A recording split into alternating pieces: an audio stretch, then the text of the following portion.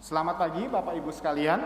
弟兄姐妹们，早上好 Taca Ping'an.，Salam sejahtera. Ini tuh penerjemah yang baik ya, bisa bolak-balik begitu ya. Otomatis.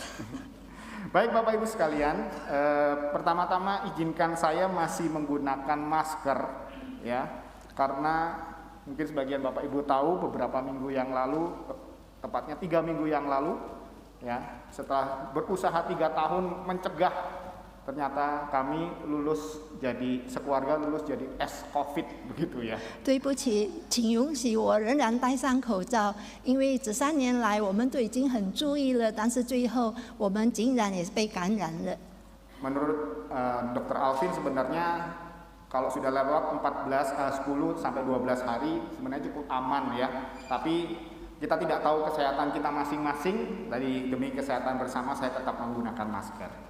照武医生说，10天到12天的自我隔离已经足够了，但是我不知道大家的身体状况，所以还是保险为妙。 Awalnya saya agak kesel Bapak Ibu sekalian ya, karena sudah 3 tahun dijaga-jaga, kena COVID juga, gitu ya. 起初我有些生气，因为我认为已经反复了3年，最后也得做了。 Namun demikian kami sekeluarga boleh melihat ada maksud Tuhan, gitu ya. Kenapa kok kami kena COVID, khususnya di bulan November kemarin, begitu ya. 但是我们的小家庭却能够醒悟到，起先我们生气，但是后来醒悟到，原来是里头有一些教义。 Bulan November kemarin kita dalam puncak belajar tentang 40 hari di dalam komunitas. 3个月我们刚刚学习40天在群体当中， Dan di dalam suasana itu saya boleh melihat bagaimana kasih daripada jemaat dan teman-teman yang mendukung kami selama di dalam masa isoman. 在生病的情况下，我才能够感受到原来会友们和朋友们的关怀。 Ada yang mengirim obat, vitamin, ya, ada yang mengirim makanan. Jadi Tuhan mengirimkan burung gagak ke Sungai Kerit kami di Irsat nomor 11, gitu ya. 其中他们有的寄上药物，有的送上食物，使得就如以前那个上帝还派乌鸦那样子来送东西。 Ada juga yang mendoakan, memberikan kabar lewat WhatsApp. Ada juga yang diam-diam, gitu ya. Setelah ketemu dengan saya baru tanya gimana kabarnya, nggak mau ganggu ketika saya masa isoman. Itu juga perhatian daripada Bapak Ibu sekalian. 有些人他们为我祷告，但是有一些人也是默默的为我祷告，因为他不想妨碍我们的作息。直到见面了，他才问你的状况如何。 Karena itu atas kasih dari Bapak Ibu sekalian, saya bersama keluarga mengucapkan terima kasih untuk perhatian juga doa daripada Bapak Ibu sekalian. 为此，我要向大家献上我的感恩，因为你们的关怀。 Tadi saya sampaikan bahwa saya agak kesel ketika saya mengetahui bahwa saya kena COVID. 刚才我说，我起先有一些生气，因为我已经感染了新冠病毒。 Karena sesungguhnya seharusnya seminggu setelah saya seharusnya maksud saya begini. Ketika saya kena COVID, seharusnya seminggu kemudian saya pergi ke Pekanbaru gitu ya. Saya ada rencana begitu ya, pergi ke Pekanbaru. 起先我已经有了我的计划，就是1个礼拜之前已经计划好了。竟然我感染了新冠病毒，其实当我感染了以后的1个礼拜，我应该是去北干的基督教会去传讲主的福音。 Terakhir saya ke Pekanbaru itu tahun 2010 dalam PMK begitu Bapak Ibu sekalian, persidangan klasis Priangan. 我最后去北干是在2010年，是在区的执委会大会那边。 Dan seharusnya jika saya berangkat itu adalah pertama kalinya setelah masa pandemi gitu ya, selama masa pandemi gitu ya, untuk pertama kalinya saya bisa terbang Bapak Ibu sekalian. 如果上1个月我成功去北干，那表示这3年以来，我是第一次在登上飞机。 Selama masa pandemi saya hampir tidak kemana-mana begitu ya. baru kemudian saya sempat ke Jakarta, sempat pulang ke Malang, itu pun naik kereta, dan rencananya saya mau naik pesawat untuk pertama kalinya. 这3年以来，我只是去野城，或者我去马浪那边是坐火车，但是这一次我是已经计划好要坐飞机。 Namun semua rencana saya itu gagal karena COVID. 但是这一切就因为我染上了新冠病毒而失败了。 gagal begitu ya. 失败了。 Nah, dari apa yang terjadi terhadap diri saya dari peristiwa ini, saya belajar bagaimana kita melihat rencana kita manusia dengan rencana Allah.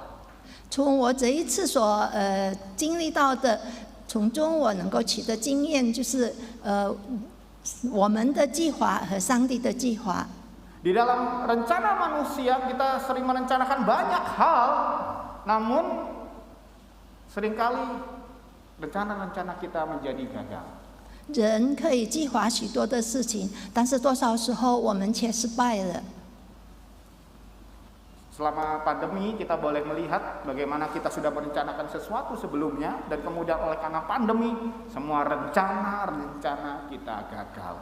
我们看到在疫情期间，首先我们已经预备了许多的计划，但是因为有疫情的关系，这些计划都失败了。 Dan ketika kita membandingkan antara rencana manusia dengan rencana Allah tidak pernah gagal.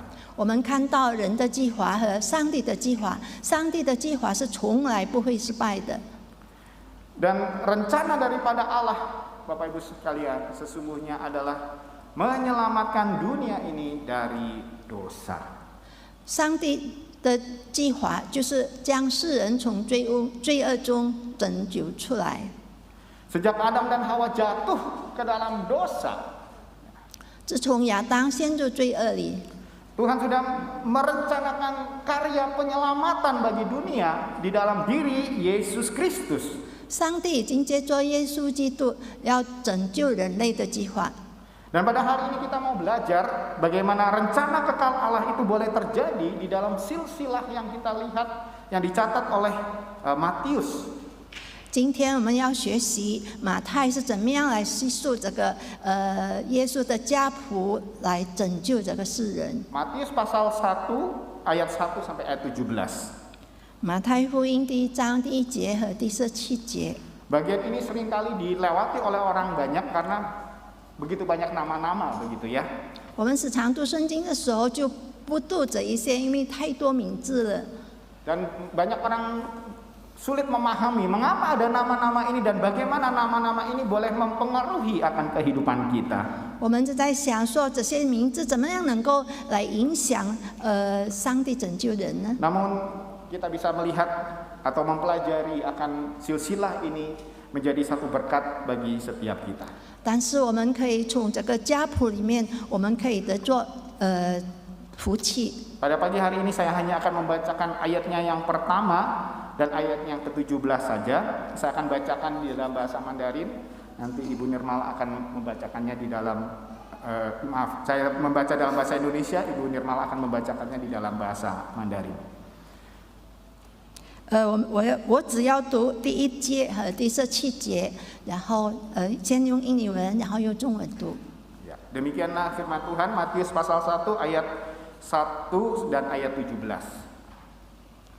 Inilah silsilah Yesus Kristus, anak Daud, anak Abraham. Ayat 17. Jadi seluruhnya ada 14 keturunan dari Abraham sampai Daud, 14 keturunan dari Daud sampai pembuangan ke Babel, dan 14 keturunan dari pembuangan Babel sampai Kristus. 马太福音第1章第1节，亚伯拉罕的后裔，大卫的子孙，耶稣基督的家谱。第17节，这样从亚伯拉罕到大卫共有14代，从大卫到迁至巴比伦的时候也有14代，从迁至巴比伦的时候到基督又有14代。 Demikianlah firman Tuhan, berbahagia setiap kita yang merenungkan akan firman-Nya, terlebih lagi melakukannya dalam kehidupan sehari-hari. 愿我们读了上帝的话，并且能够实行出来的有福了。 Bapak Ibu sekalian, dari bagian ini sesungguhnya kita bisa melihat atau mempelajari bahwa rencana Allah itu diawali dan digenapi oleh Tuhan, dan itu sifatnya progresif. 从这一段的经文里，我们可以看到上帝的计划，是逐步的进行。 Dalam ayat pertama di situ dikatakan inilah silsilah daripada Yesus Kristus. 从第一节我们可以看到，这是耶稣基督的家谱。 Kata silsilah di dalam bahasa aslinya itu Genesis. 原文家谱的字是 Genesis. Genesis. Ya. Genesis。 Ya. Dan kalau kita mendengar nama Genesis, itu kita teringat akan kitab Kejadian. 当我们读到 Genesis 的时候，我们就会想到创世纪。 Changseji, ya. Kisah penciptaan yang dilakukan oleh Allah Sang Maha Kuasa. 上帝满有主权的上帝的创造。 Dan Allah menciptakan manusia dan juga alam semesta dan manusia di dalamnya. 上帝创造万物，包括人类在内。 Dialah yang memprakarsai daripada penciptaan itu. 他 Memprakarsai. 是他来创作的。 Dan ketika Allah melihat manusia jatuh di dalam dosa, 当上帝看到人类陷入罪恶里的时候， maka Allah pun juga memprakarsai sebuah ciptaan yang baru yang diawali daripada Yesus Kristus. 然后上帝就创作新的，那就是从耶稣基督开始。 Kristuslah awal daripada penciptaan oleh karena karya keselamatan yang ada di dalam dirinya. 上帝是创造的起先，因为一切的拯救就是在基督里面。 Dan kemudian kalau kita lihat di ayat yang ke-17, di situ kita bisa melihat ada beberapa nama, yaitu Abraham. Dari Abraham sampai ke Daud ada 14 keturunan. 然后我们看第17节，第17节这边有好多个名字，起先就是亚伯拉罕，还有大卫，从亚伯拉罕到大卫有14代。 Kemudian dari Daud ke pembuangan ke Babel itu juga ada 14 keturunan. 然后从大卫到迁至巴比伦也是14代。 Dan kemudian dari pembuangan ke Babel sampai kepada Kristus juga ada 14 keturunan. 从迁至巴比伦到基督也是有14代。 Bapak Ibu sekalian, apakah benar bahwa dari Abraham sampai Daud gitu ya, dari Daud sampai pembuangan ke Kristus itu benar-benar ada 14 dan 14? 是真的吗？从亚伯拉罕到大卫，有14代，然后从大卫到迁至巴比伦也是14代，然后从迁至巴比伦到基督也是14代，是真的吗？ Kalau dilihat kurun waktunya, kemungkinan lebih Bapak Ibu sekalian. 就是我们看那个时间方面，看来好像比14代更多。 Rupanya ada maksud daripada Matius untuk menuliskan mengapa 14 nama yang masuk dari masing-masing periode yang dia tuliskan. 看来马太有他自己的作为，就是为什么他只写上14代罢了。 Ada yang menafsirkan bahwa mengapa Matius menulisnya demikian, oleh karena Matius menghubungkan Kristus itu dengan Daud. 有的人想说，可能是因为马太将基督和大卫连在一起。 Apa maksudnya menghubungkan Kristus dengan Daud? Karena Daud di dalam bahasa Ibrani itu hanya 3 huruf, Bapak Ibu sekalian. 为什么这样呢？因为大卫在希伯来文里面就有3个字母， Yaitu Dalet, Waw, dan Dalet gitu ya. Daud gitu ya. 那Daud是从 Ini agak susah bacanya ya. Seperti yang sampaikan tadi ya, saya sampaikan Dalet, Waw, Dalet gitu ya. Dalet Waw Dalet。 Nah, dalam bahasa Ibrani ya, angka itu diwujudkan dengan abjad. Abjad keempat itu adalah Dalet dan abjad keenam itu adalah Waw. 在希伯来文都是用字母来表明的，然后 Jadi kalau Dalet, Waw, Dalet itu artinya adalah 464 atau kalau dijumlahkan semua adalah 14. 然后Dalet Waw Dalet 就是说4加6加4加起来就是14。 Inilah maksud Matius menuliskan kenapa 14. 这就是马太写上世世代的意思。 Bahwa sesungguhnya Yesus Kristus itu adalah pewaris daripada tahta Raja Daud.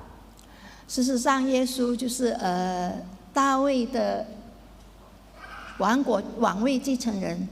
Dialah yang berhak menerima title atau sebutan sebagai Mesias Kristus yang diurapi. 他才有资格被称为弥赛亚基督， Karena dia adalah pewaris daripada tahta Daud. 因为他是大卫王位的继承人。 Dan dari periode-periode silsilah ini kita bisa melihat sesungguhnya Allah menggenapi akan setiap janji kepada orang-orang yang ada yang disebutkan di dalam bagian ini. 我们看到这些名字的时候，我们就知道上帝借助这些人成就了他的计划。 Kepada Abraham Tuhan berkata, oleh karena keturunanmu semua bangsa di bumi akan mendapatkan berkat karena engkau mendengar firmanku. Kejadian 22 ayat 18. 创世纪22章18节这么说，并且地上的万国都必因你的后裔得福，因为你听从了我的话。 Inilah janji Tuhan kepada Abraham bahwa keturunannya itu akan menjadi berkat bagi semua bangsa. 这就是上帝应许亚伯拉罕说，他的后代将成为万国的祝福。 Dan kemudian kepada Daud, Allah berjanji 2 Samuel 7 ayat 16. Keluarga dan kerajaanmu akan kokoh untuk selama-lamanya di hadapanku. Tahtamu akan kokoh untuk selama-lamanya. 然后上帝对大卫的应许，接着撒母耳记下第7章16节说：“你的家和你的国必在我面前永远建立，你的国位也必坚定，直到永远。” Inilah janji Allah kepada Daud bahwa tahtanya kekal karena yang memerintah terakhir di dalam keturunannya adalah raja di atas segala raja. 然后上帝对大卫的应许就说，他的国位将坚定，要一直流传下去。 Dan kepada orang-orang di pembuangan, sesungguhnya Tuhan sudah berjanji di dalam Ulangan pasal 30 ayat 3. Maka Tuhan Allahmu akan memulihkan keadaanmu dan akan menyayangi engkau. Ia akan mengumpulkan engkau kembali dari segala bangsa, kemana Tuhan Allahmu telah menyerahkan engkau. 在迁至巴比伦以前，上帝已经应许说，就是借着申命记30章3节，耶和华你的神就必怜悯你，使你自被掳的子民归回。耶和华你的神必转回，从分散你到的万民中把你召集回来。 Inilah janji Allah kepada orang-orang di pembuangan bahwa mereka akan dipulihkan kembali dan mereka akan dikumpulkan di tanah leluhur mereka. 这就是上帝对迁至巴比伦的人们所应许的，他们要被召集回来，归回他们的上帝所已经预定的地方。 Dan berkaitan dengan kelahiran Kristus, sesungguhnya Tuhan menjanjikan di dalam Yesaya pasalnya ke-11 ayat ke-10. Maka pada waktu itu Taruk pangkal Isai akan berdiri sebagai panji-panji bagi bangsa-bangsa, dan dia akan dicari suku-suku bangsa di tempat kediamannya yang akan menjadi mulia. 从以赛亚书11章10节这里我们可以知道基督。到那日，耶西的根立作万民的大旗，外邦人必寻求他，他安息之所大有荣耀。 Di sini kita bisa melihat bahwa sesungguhnya Yesus Kristus adalah tunas daripada Isai, dia adalah keturunan daripada Daud. 在这里说到，基督就是耶西的根，他是大卫的后代。 Dan oleh karena dia keturunan Daud, dia mewarisi akan tahtanya dan dia akan memerintah atas segala suku-suku bangsa. 因为基督是后代，但是他要掌权直到永远。 Dari janji-janji Allah ini kita bisa melihat bagaimana sesungguhnya janji Allah itu dan rencana Allah itu berjalan dengan progresif. 从上帝这些应许中，我们可以看到上帝的应许是怎样的，一步一步的进行着。 Apa itu progresif? Progresif itu artinya ada kemajuan. 进行这是什么意思呢？进行就表示它有进步。 Namun ketika ada kemajuan bukan berarti tidak ada jatuh dan bangun, Bapak Ibu sekalian. 但是在这些进行当中，其实也有成败在内。 Kita bisa melihat sesungguhnya ketika Allah berjanji kepada Abraham itu hanya satu kelompok keluarga yang kecil. 其实当上帝应许亚伯拉罕的时候，他是对一个小家庭应许的。 Kemudian janjinya kepada Daud itu adalah bangsa Israel yang suku-sukunya sudah mulai banyak, namun mereka tetap masih sebuah kerajaan yang kecil. 当上帝对大卫应许的时候，那虽然是一个族类，但是它也只是一个国家罢了，一个小小的国家。 Dan kemudian di sini mencatat pada pembuangan di Babel. Waktu itu bangsa Israel pada titik terendah daripada kehidupan mereka. Mereka dibuang dari tanah perjanjian mereka. 在迁至巴比伦的时候，那是他们在最低层的地方，就是他们被掳到巴比伦。 Namun kemudian Kristus hadir.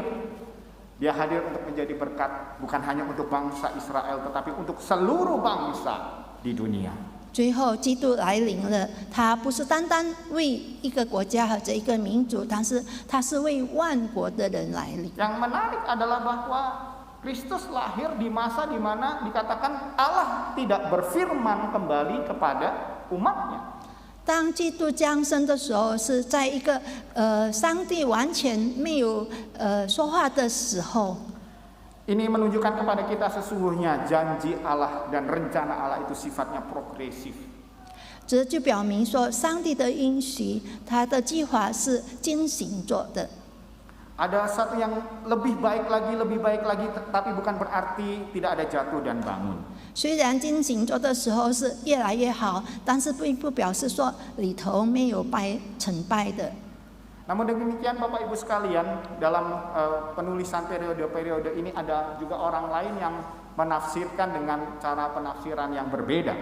但是在这些所经历到的期间，有些人他们对圣经的说法有不同的看法。 Buat orang Yahudi, angka 7 itu adalah angka sempurna. 对犹太人说，7是完全的数字。 Jadi kalau 14 itu artinya 7 ditambah 7 itu 2 periode. 14就代表着说7加7，两个是7。 Bukan 2 periode jadi presiden ya. 不是2任的总统， Tapi 2 periode karena 7 ditambah 7. 但是是2次的7。 Dan ada 3 kelompok generasi yang dia tuliskan, artinya 7 tambah 7 2 periode, 7 tambah 7 2 periode, 7 tambah 7 2 periode lagi. 因为有3个是世代，以至于说7加7有6个7， Artinya ada 6就有6个7， periode.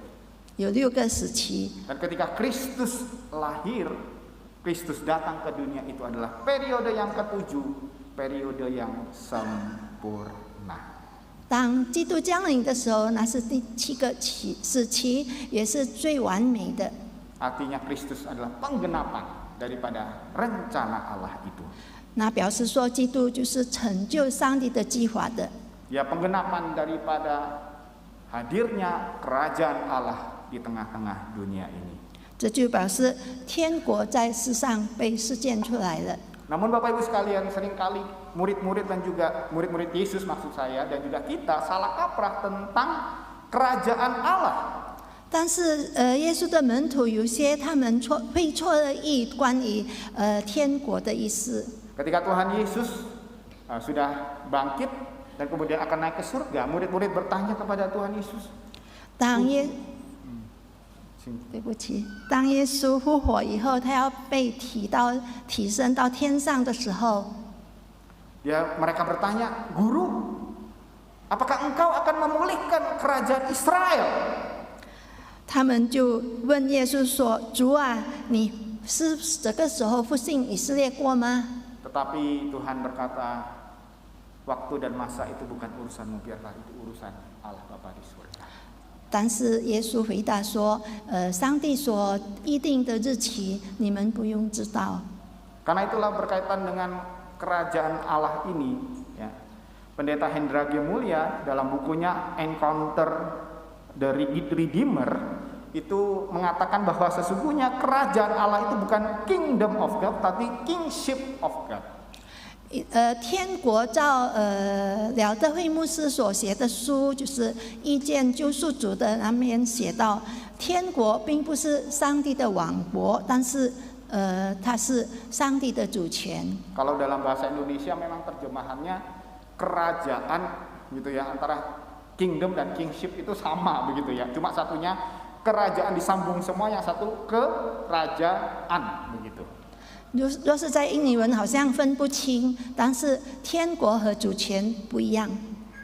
Dan oleh karena itu lebih lanjut Pendeta Hendra G. Mulya menjelaskan kingship of God, yaitu kewenangan Allah sebagai raja. Artinya dimanapun kedaulatannya, kedaulatan Allah dijunjung tinggi, disitulah ia dirajakan. 廖牧师这么说，神的主权既是神作王的权柄，意思是说，无论在哪里高举他的主权，他就在哪里成为王。 Jadi kerajaan Allah bukan bicara soal wilayah, tetapi berbicara soal kedaulatan Allah, soal kehendak Allah itu dipenuhi. 天国并不是表示一个地区，但是它是表示一个主权，就是上帝的主权。 Menjadi pertanyaan di antara kita, di manakah GKI Anugerah dalam rencana Allah? 有一个问题就是说，我们恩典堂基督教会在哪里呢？ Saya yakin Bapak Ibu sekalian ya tidak asing dengan gedung ini ya. 我相信弟兄姐妹们，在座的弟兄姐妹们都能够知道。 Sebagian besar yang di tempat ini pasti pernah di sini ya. Tahu kan ini? 有一部分的人们大概知道这个地方。 Ini adalah gereja kita ketika pintunya masih di Gang Irsat nomor 5. 这就是恩典堂，但是它的门是向那个伊萨开的。 Dan kemudian kalau yang ini harusnya tahu ya, kalau nggak tahu keterlaluan. 就是这一 ada di dalamnya. 这一幅画，大家都一定熟悉了。 Nah Bapak Ibu sekalian, saya membaca di buku Hari Ulang HUT GKI Anugerah ke-70, saya boleh melihat bagaimana ada waktu-waktu atau batu loncatan yang Tuhan berikan kepada kita. 我在那个70周年的书本里面看到有许多的事件发生。 Kita bisa melihat bagaimana di tahun 49 ya, ada sebagian anggota bukan anggota kita ya, ada 100 orang yang memisahkan diri dari gereja pusat mereka, Hoimtong kalau nggak salah waktu itu, karena kita memiliki perbedaan bahasa. Ya. 在1949年的时候，因为有意见不同，以至于我们就寻求其他的地方。 Walaupun kita tidak punya tempat untuk beribadah, harus pinjam kepada orang lain, tetapi kita punya kerinduan untuk beribadah pada waktu itu. Dan saya tahu sebagian daripada Bapak Ibu adalah mereka yang mengikuti ibadah-ibadah pada waktu itu. 虽然那个时候我们没有教会，没有一个建筑物来敬拜上帝，但是我们有一个渴慕的心，以至于我们可以向人租借一个地方，然后我们就在那里敬拜上帝。 Dan kemudian kita bisa melihat tanggal 7 Juni 1968 kita mengubah nama kita dari Christian Chinese Church menjadi GKI Anugerah. 在6月7号，1968年的时候，我们将我们的名称改为恩典堂基督教会。 Ya, inilah yang menjadi hari ulang tahun kita. Unik ya, tanggalnya diambil yang tahun 68, tetapi tahunnya dipakai adalah tahun yang pertama. 这就是我们教会的周年纪念日。我们拿6月7号，但是年限就是拿最初的1949年。 Dan Bapak Ibu sekalian, kita tahu bagaimana ketika itu kita tidak memiliki tempat ibadah dan akhirnya kita diminta untuk keluar dari tempat ibadah kita dan kita mencari-cari, akhirnya Tuhan menyediakan Gang Irsat nomor 5. 那个时候我们没有自己的地方来敬拜上帝，最后找来找去，我们找到的就是Gang Esat 5号的地皮。Dan atas berkat Tuhan, akhirnya kita boleh membangun ya yang Jalan Jenderal Sudirman 193 197. 后来因为上帝的恩典，我们可以建造苏迪曼街的建筑物。Tuhan memberikan tempat ibadah yang cukup nyaman bagi kita untuk bisa beribadah kepada Tuhan. 上帝赐给我们这么美好、这么舒适的堂会来敬拜他。Yang menjadi pertanyaan adalah, jika ia anugerah, apa yang akan kita lakukan berikutnya? What's next? 有一个提问，就说我们应该做些什么呢？ Tuhan sudah menyediakan tempat yang begitu nyaman untuk ibadah. Waktunya kita membangun jemaat kita, membangun umat Tuhan untuk menjadi umat yang mengasihi Tuhan. 当我们已经拥有了堂会，上帝已经赐给我们这个堂会了以后，我们要同时合一的来建造上帝的教堂。 Dan kita rindu itu kita boleh wujudkan di dalam semangat pemuritan. Pemuritan. 我们要来实现上帝的话，我们接着门训。 Dan menjadi pertanyaan Bapak Ibu sekalian, adakah dalam perjalanan kita melewati waktu-waktu ini kita melihat atau kita menjadikan Allah sebagai Raja? 我们在这些经历当中，是否可以看到上帝的手来带领我们？ Adakah kita berdoa kepada Tuhan? Adakah kita belajar akan firman-Nya? 我们是否有向上帝祷告，并且我们要学习他的话？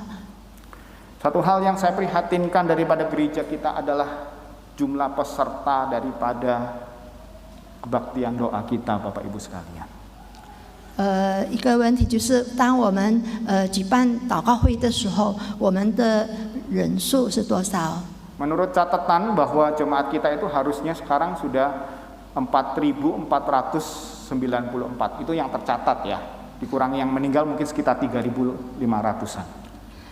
根据记载是我们的会有一共有4000多位，我们减掉已经上天堂的大概是500位吧。 Yang hadir di dalam kebaktian itu sekarang ya, itu sekitar 1.800 yang on site, yang online sekitar 200-an.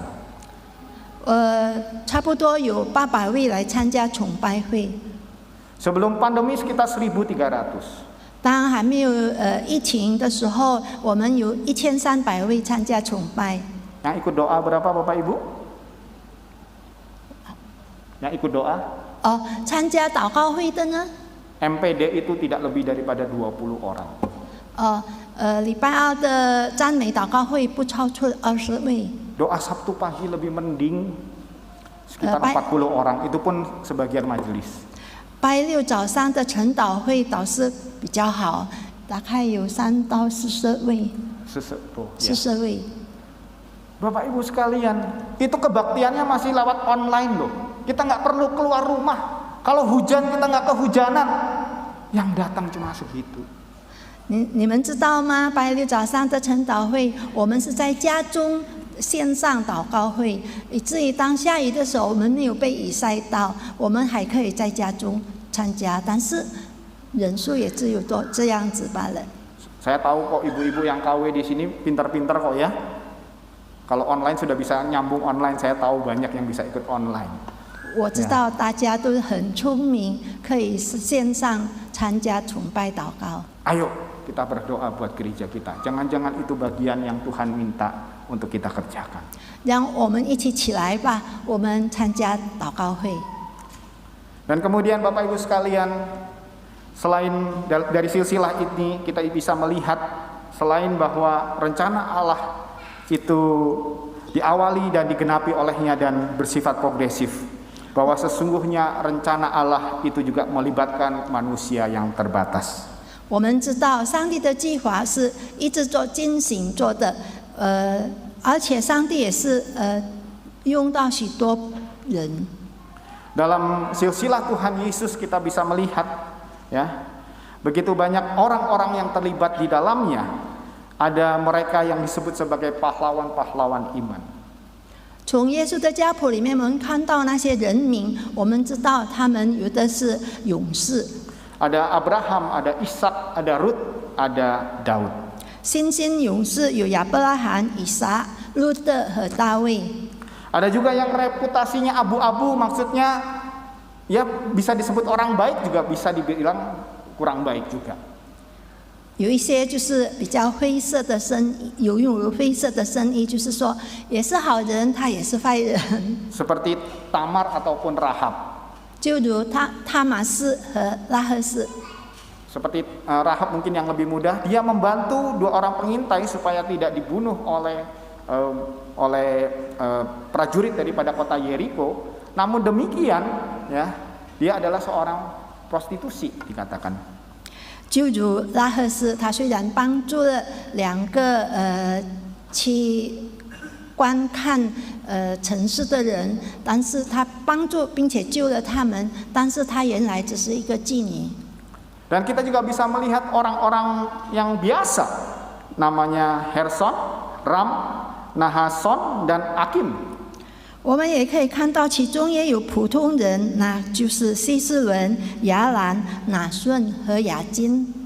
Sangkin orang-orang ini biasa dan mungkin baru pertama kali kita baca ataupun jarang kita baca.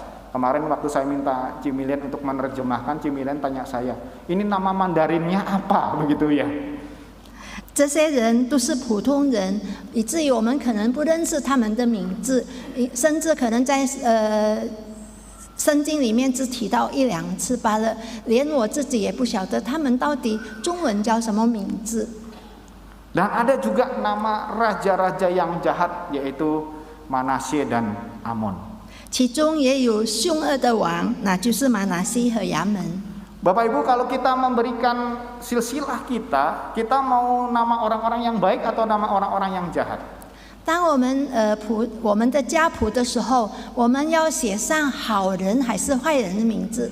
Pastinya kita mau kasih nama-nama yang baik. 我们一定会要写上好的。 Tetapi di sini justru Matius memilih nama-nama raja yang jahat untuk dicantumkan. Raja-raja yang baik itu tidak dicantumkan.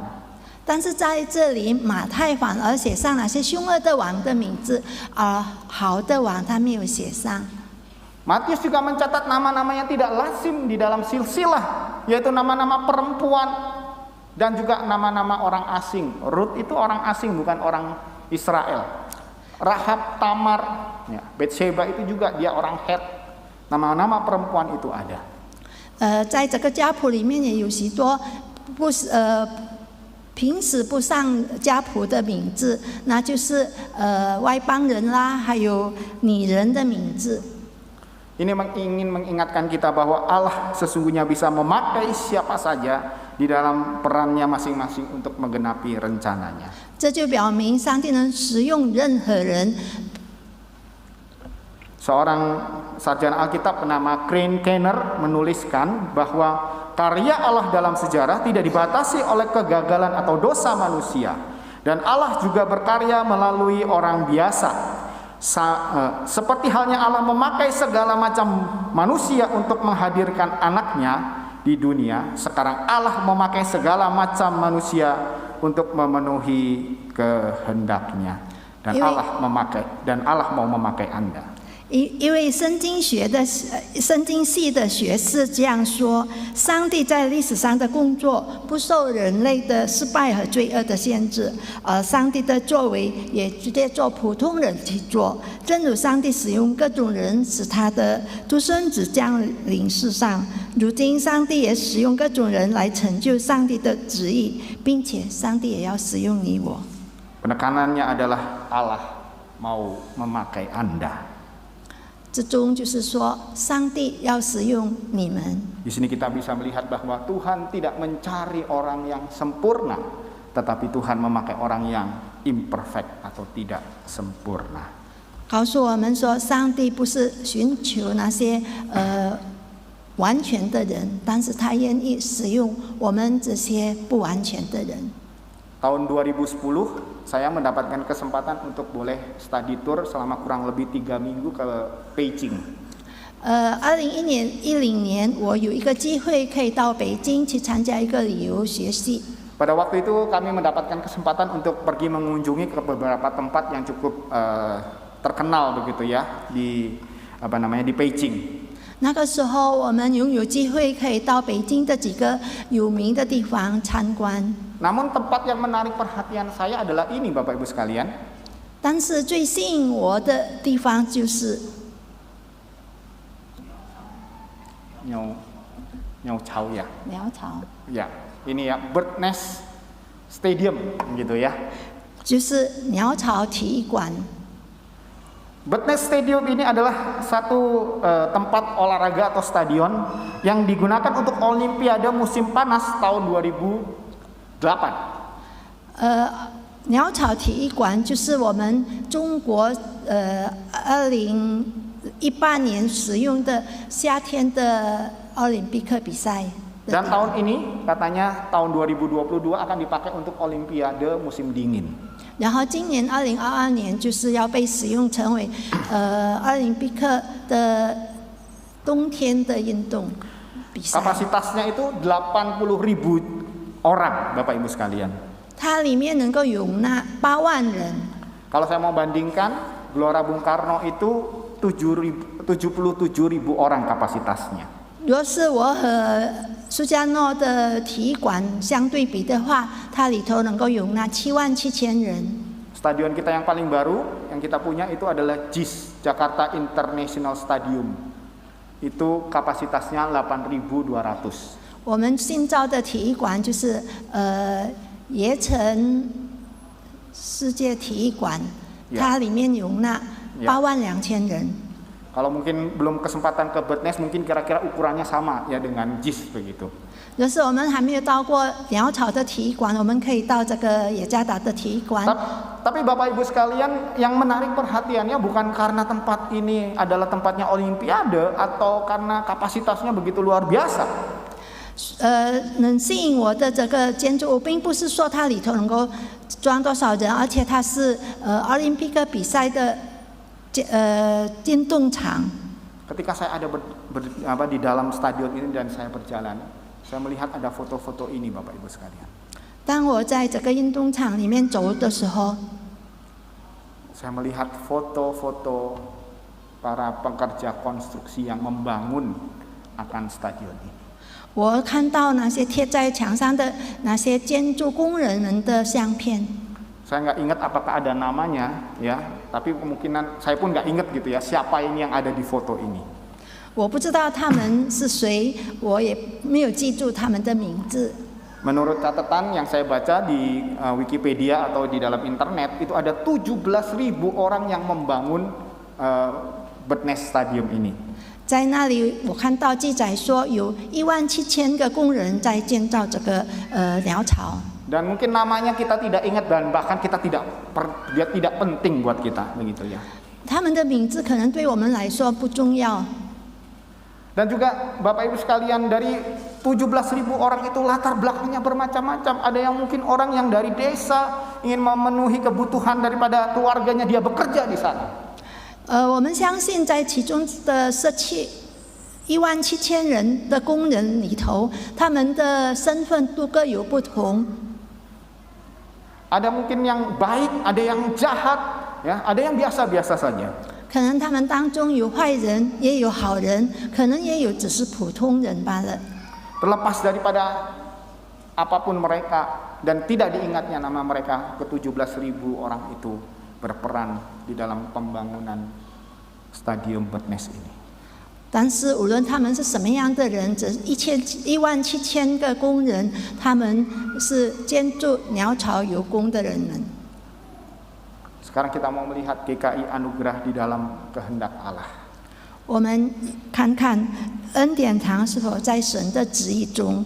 Saya sengaja memilih foto ini karena foto ini terdiri daripada kumpulan gambar atau foto daripada jemaat-jemaat yang ada di anugerah dan dikumpulkan bersama-sama. 我选择这一幅相片图画，是因为里面有许多恩典堂的人在里头。 Mewujudkan bahwa, menggambarkan bahwa di anugerah itu ada orang yang bermacam-macam, ya, baik latar belakang maupun juga perannya masing-masing. 这里告诉我们说，我们恩典堂有许多各种不同的人。 Menjadi pertanyaan bagi kita, apakah peran kita, Bapak Ibu sekalian? 一个问题就是，我们的角色是什么呢？